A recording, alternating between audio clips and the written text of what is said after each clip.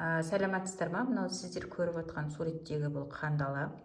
Мынау блокада антиклоп, клоп, орыс тілінде клоп деп айтады, қазақ тілінде қандала. Осы қандаланы дәрілейтін дәрі. Мынау 50 мл. Бұны 5 литрге араластырдық және су қостық. Бұл пәтерде қандала 4 ай бұрын бір рет жасалынған. Содан кейін тыныш болып қалған. Енді қайтадан шығып жатыр. Яғни қандаланы бір жасап кеткеніне сене салуға болмайды. Оны міндетті түрде 2 рет жасау керек. Бұлай бір қарағанда ешнәрсе көрінбейді. Ешнәрсе көрінбейді. Бірақ кеше осы квартираны тапсырған кезде ішінен қандала шыққан. Адамдарды шаққанда содан олар сразу ренжіп көшіп кеткен. Бұл қандаланы негізі тігісінен іздейміз, кілем болса. Бұл жерде диван болған, диванды лақтырып тастаған, алдыңғы дезинфекцияда лақтырып тастаған. Өтеген ба, неге қап-қара екен? Негізі осындай тігісінде отырады. Енді егер таппасақ, бұл жерде қандала жоқ деген сөз емес. Шақты ма, значит қандала бар. Бұл қандаланы бұрын танитын адамдар. Бұрында бұлардың басқа тұрған квартираларында қандала болған, содан олар қандаланы шаққанын содан сезген. Міне тым да көрінбейді. Егер мынау кілемнің арасында болса, оны көрмейміз. Ол дәрілеген кезде өзі кілемнің астын жан-жағына шығып өледі. Қалай дәрілейтінімізді көрсетеміз. Және осы жерде айтып жүреміз қандала жайында. Негізі қандала жайында болып жатқан мәселелер көп несе әркім интернеттен алып өздері түрлі заттармен дәлелдеп жатыр. Әсері болмай жатқандар бар, әсері болды деп жазатындар да бар. Бірақ бір жасағаннан кетірдім деп қатты қуанбай ақ қойыңыздар. Бір жасасаңыздар, значит сізге екінші рет қайталау керек. Бір жасап болғаннан кейін бір тәулікке есікті жауып қоясыз. Содан кейін бір тәуліктен кейін бүкіл терезелерді ашып, 1 сағат тазалап кіргізіп, үйге кіріп уборка жасайсыз. Бірінші пылесос болған жағдайда пылесостайсыз үйді. Мынау неге материалға түсіну керек болатында. Арасында өмір сүріп сонда бізге көрінбейді. Сөйтіп 1 сағат тазалап кіргізіп, үйді жақсылап пылесостап, шаңсорғышпен пылесос болмаса сыпырып алып, заттардың бәрін орнына қойып, мынандай жерлерді, оталарын ғана, адамдар жүретін жерді ғана кір жуатын сабынмен жуып аласыздар. Ал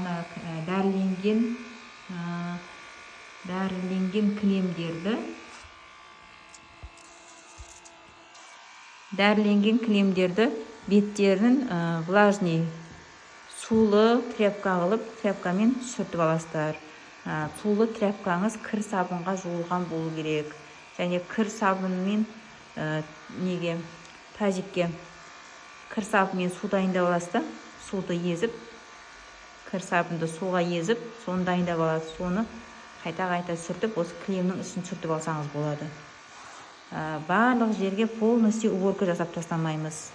Уборка жасап тастасаңыздар, дәрінің күші кет қалады. Бұл қандала бір жерде әлсіреп жатуы мүмкін, пока өлмеген болуы мүмкін. Тигендері өледі да, бірінші дәріге тигендері сол кезде өліп қалады. 10-15 секундта, минутта, 15 минутта өледі. Әр қайсына размеріне қалай әртүрлі әсер. Солай өліп қалады да, ал қалған тығылып жатқандары шығып, сол дәріге түсіп әлсіреп жатуы мүмкін. Сол үшін генеральный уборка жасамаған дұрыс.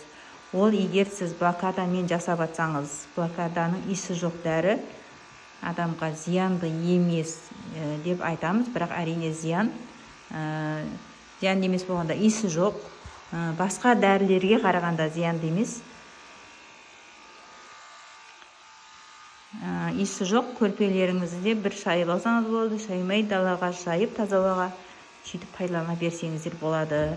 Денеңізді шағып, қызарып, бөртіп жатса, біздің номерге хабарласыңыз.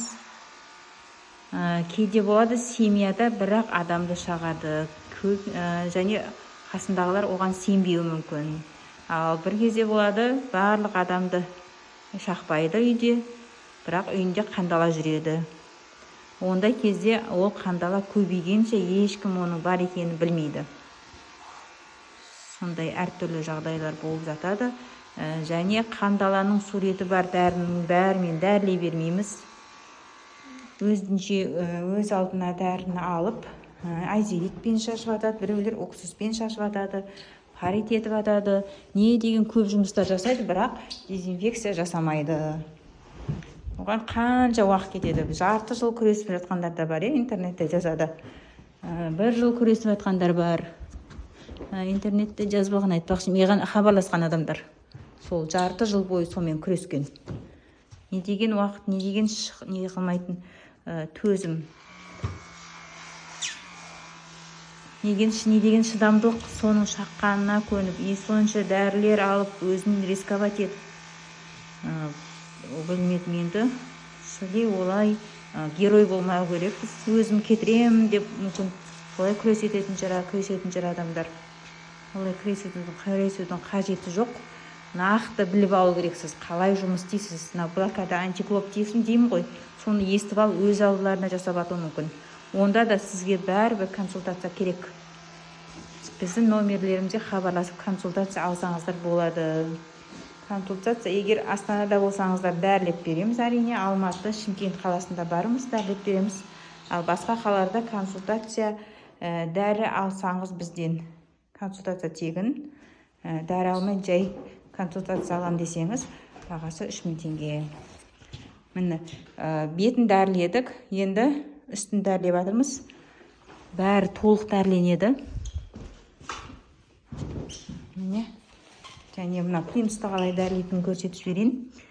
Плинтустарды алып тастамаймыз біріншіден. Осылай дәрілесеңіз, мынау сұйық барған жерге, қандала кіретін жерге сұйық та кіреді.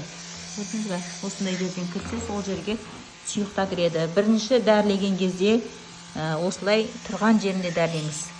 Екінші обработкада уже шешсеңіз болады. Өйткені сіз оны шешіп тастап дәрілесеңіз, ол қабырғаның арғы ішіне кіріп кетеді. Сол үшін ондай жатқан жерінде дәрілесеңіз, сол қашып кететін мүмкіндіктен айырасыз. Бұрыштар қалмау керек. Кейбір кезде осындайлардың ішінде де жүреді олар. Қандалалар, оны абойлардың жақтаулары мынандай жақтарға кіріп кетеді.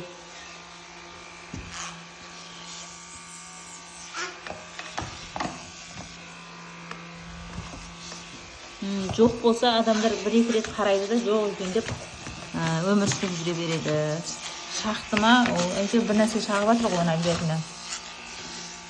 Сосын қандала үйге пайда болды ма, біреу-ақ екен деп мән бермей қоймаңыз. Барлық жәндік, қандай жәндік болса да, оларда тоқтау деген жоқ. Олар көбейеді.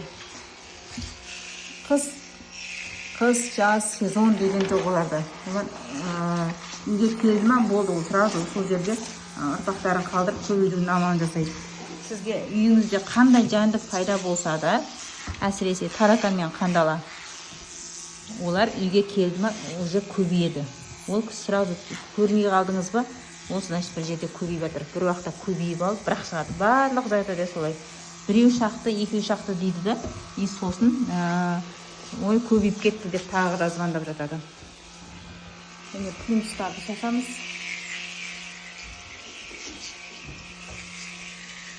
Мына жер, мынау жұмсақ болғандықтан осыған жұмыртқалайды. Мына плинтустан шығарды да, мысалға мына кілемдерді, көрпелерді дәрілеп болсақ, олар осылай қашып барады. Осыдан қашып барады, мына жерге барып кетті. Осы жерге тіреледі. Сөйтіп дәл осы жерлерді толтырып жұмыртқалайды. Осы жерді толтырғаннан кейін мынаның үстіне шығады. Осы жерді толтырып жұмыртқалайды. Мынау көрмесек те дәрілеп жатырмыз, өйткені олардың нелері, балалары кішкентай. Біздің кожамыз сияқты оларды көру мүмкін болмайды. Сондықтан бүкіл жерді дәрлеп шығамыз. Қай жерді көрдіңіз, сол жерді дәрлеп қоя салмайсыз. Көп адамдар болады, осы диванды көрсе, бұл диванды шашып қоя салады. Олар жаны бар жантық қой. Олар басқа жаққа қашады. Немесе уже басқа жақта бар болып, только сіз бір жерден ғана пока көріп атуыңыз мүмкін. Осылай стенаны да толық дәрлеп шығамыз. Және резеткаға қоямыз абайлап.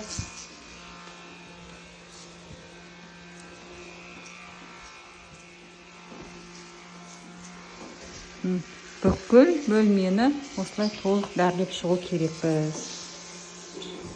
Сұрақтарыңыз болса WhatsApp-қа жазыңыздар. Осы мен видеоны тоқтатамын.